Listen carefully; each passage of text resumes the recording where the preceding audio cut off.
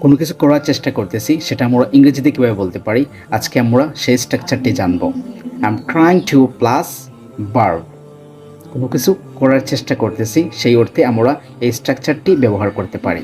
আরও ক্লিয়ার হতে আমরা কিছু এক্সাম্পল দেখে নিই। আমি ইংরেজি শেখার চেষ্টা করতেছি।